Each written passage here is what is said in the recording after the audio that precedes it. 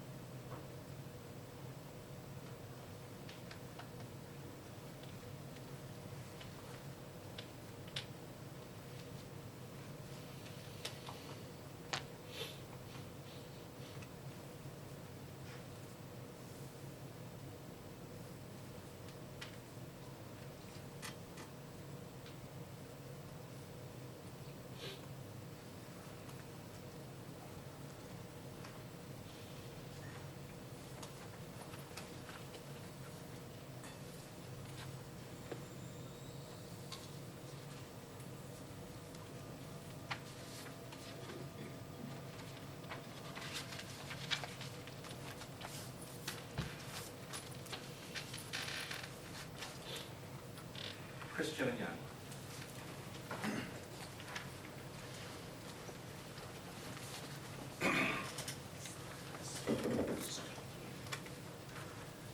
Thank you, Jesse, for that wonderful introduction, and Jenny for that very dramatic reading.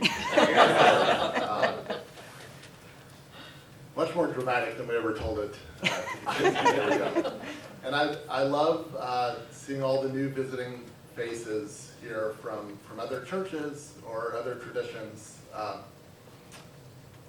because I will be starting with a recollection of what it was like when we first came here to Nashville. But before I do that, I want to share a story of one of my first job interviews, and maybe the most embarrassing thing that's ever come out of my mouth. Back when I was half my age and looking to get my second real post-college job, I applied for a position as a community college instructor, teaching students how to use Microsoft Office software. They wanted me to do a little 15-minute introductory lecture, kind of like this. Just 15 minutes covering something important and interesting. I chose to share how to make documents look good in Microsoft Word. And part of the passion I chose to share was how to customize tab positions. How to customize tab positions. When you hit the tab key on your keyboard, the cursor goes somewhere, and the text can be right justified or left justified or centered. At that point, what a marvelous innovation. I don't remember anything else about what I said, except that I opened that presentation with this sentence, and I offer it to you now as a warning. Time spent planning your tabs is time well spent.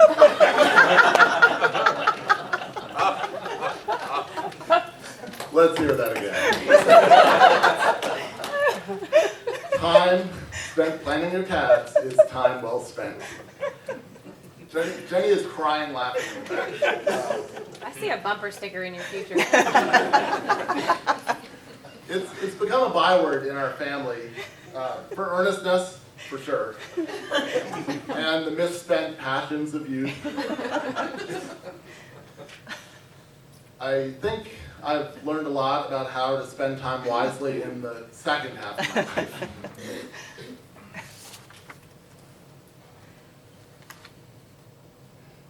So we joined this church 4 years ago, give or take, after having moved down here from Northern Virginia. And up there, we had been members of a church, of a UU congregation for 6 years. And we were also members of a shared community up there called Macedoa.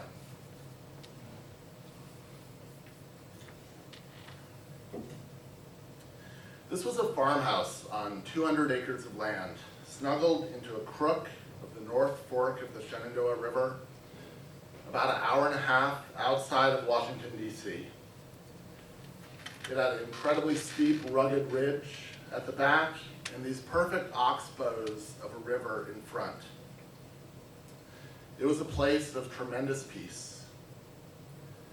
Macedoa was a collaborative effort of 10 families, members of that same Unitarian Universalist congregation of Fairfax, Virginia. These 10 families decided in the 1980s that they were going to build a place of peace and an extension of the family. They found this property abandoned, part ruined, rooms full of bird excrement, and they built something new. This wasn't a timeshare where you reserved the weeks where you'll use the space. It was an ever-turning family home where people sharing the rooms could be different each weekend. Where everyone was welcome if there was space. It was a home with a vision, an explicit vision, to build a community that would last 100 years through the lifetimes of generations. It was inspiring with lofty goals, and the people were wonderful. And it was tiring. There were a bunch of UUs, and decisions were made through consensus. And there were meetings, and check-ins, and retreats, and work days, and Christmas parties, and more meetings. But the hours and days spent at this property were time well spent with this chosen family.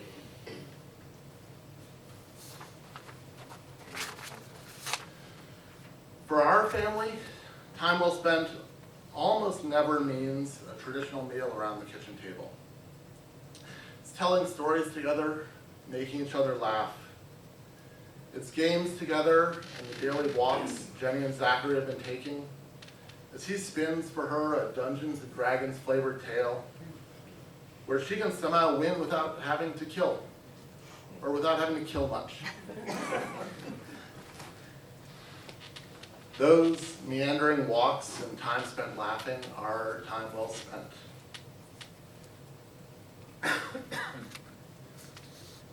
In my software field, we have a definition of work that isn't automated, but should be, that doesn't involve a human making an educated judgment call, but instead interrupts your time, your day, your attention, and solving it has no enduring value.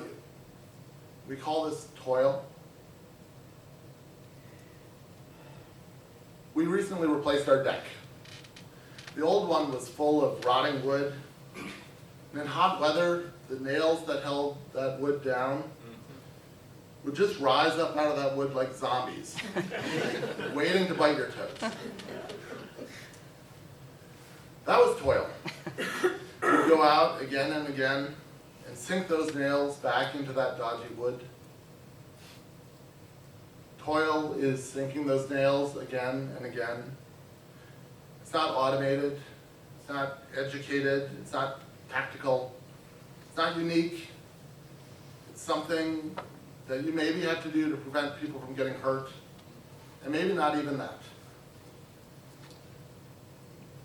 Are there things that you do with your attention that are toil? One aspect of attention toil is worry. One of the lessons of the Taoist parable that Jesse read earlier is that it's so hard to connect event to action, and whether that action is going to be good or bad for your life in the end. Jenny's been through hospice training and has worked as a hospice worker at times. And part of that training is teaching clients to ask questions like this. What would your ideal life look like? How can we support you to bring as much meaning as possible in this next phase, this closing phase of your life? How do you spend your time?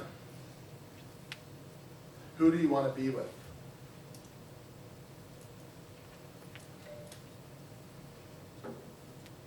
This is my father-in-law with one of his many grandchildren at one of the homes he built for himself.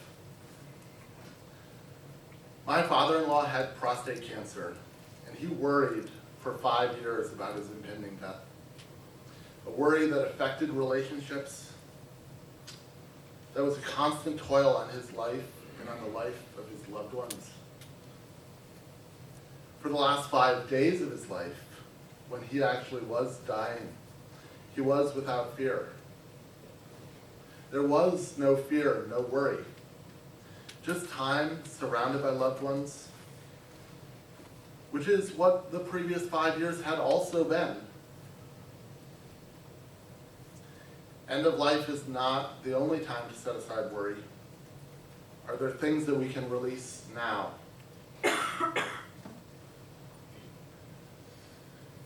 Another aspect of attention toil is fighting the past. The battles of reconciling the fears of our childhood and upbringing with the life that we live now. Speaking as someone who grew up in a religious household, the challenges we continue to face as UUs with religious stories and imagery in our congregation feels like religious toil to me. This is not the congregation where we saw those words used hypocritically, perhaps. This is not the place where we were hurt. And this also is a place where our forebears got tremendous inspiration from the works of the Bible and from the life of Jesus Christ. This is a place for people to heal.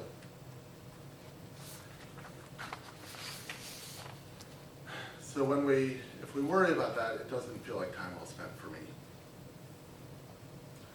A final aspect of attention toil that I want to speak about is clutter. About those barnacles of life that give you obligations that it might be time to let go of. We chose 2 years ago to spend 7 weeks in Italy, and we were incredibly fortunate to be able to. That trip was made with 5 backpacks on 5 backs. 7 weeks, no tragedies, no regrets, no missed opportunities that we remember, at least. That's the important thing. This can have a profound effect on realizing what kind of physical things you need in your life, or how much you need in your life.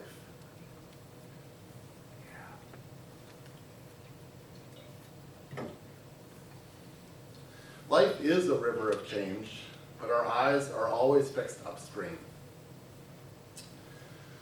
Raise your hand if you're a different person now from who you were in the past. Less hot-headed, maybe? What are the odds? Less hot-headed, maybe. Maybe you're better with kids. Maybe you're more extroverted or more introverted. Maybe you play an instrument and that has changed you. We get that we're a different person now from who we were in the past. But we think the person we are now is the end point of our personal development. But the person we are now is fundamentally similar to the person we will be in the future. All of us are walking around with the illusion that our personal history has come to an end. We've become the person we were always meant to be. We did it just yesterday. And we'll be that person for the rest of our lives. You have the capacity to change. There are best friends to make, new music to appreciate, new hobbies to take up, new passions to find. You will change more in the future than we expect to. And this reminds me of the classic Robert Frost poem. Two roads diverged in a yellow wood, and sorry I could not travel both, and be one traveler long I stood, and looked down one as far as I could to where it bent in the undergrowth. Let me pause for a minute and say this. Future you will change because that person will face two roads or manifold paths. And that person will decide. You don't know the choice, and you don't know the response, but you will decide just as you have in the past, and it will change you, just as it did in the past. Just because you don't know the choices you face or the direction you'll turn, doesn't mean the turn won't come and the choice won't be made. I manage a small team of software developers, and I recently lost an employee who I greatly enjoyed to his creeping bitterness caused by our company's inability to give him the kind of work that he thought he should be doing. This saddened me and shocked me and changes forever, really, how I'll think about communicating and sharing. It's a fork in the road. So let's go back to that beautiful poem by Robert Frost. How does it end? Many of you know, I took the road less traveled by, and that made all the difference. Like a rebel, like a brave rebel, I made the choice to be unique, to stray from the herd, and that has made all the difference. And this is where I regret that the screen's on this side, and so many of you are on this side. Because I'm not sure that this is how we should read this poem at all. The middle verses read, we have choices, and there's nothing there to guide us. The choices are just as fair. The choices are about the same. The choices equally lay. Both roads are equally free of travel, their fallen leaves equally untrod.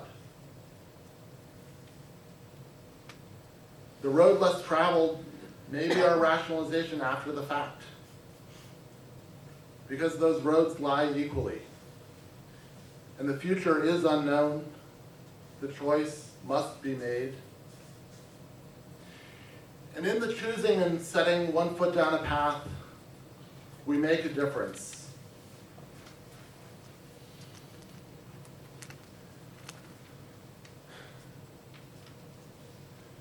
When we came back from our Italy trip, we faced the decision to stay or go at Macedoa, our shared community in Virginia.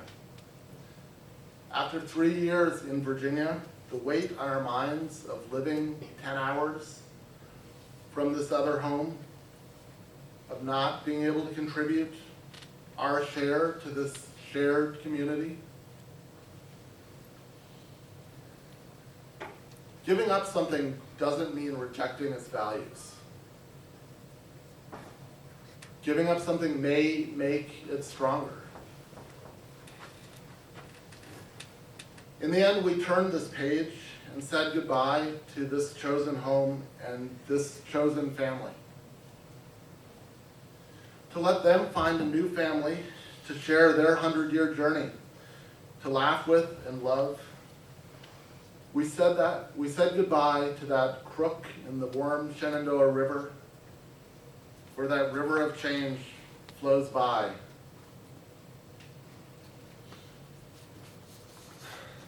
Can we look upstream in our river of change and yet know there is a downstream too that will take us past new sights?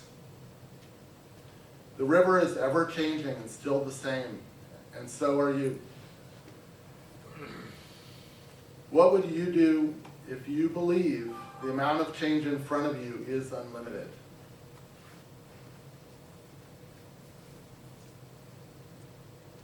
Thanks for your time today.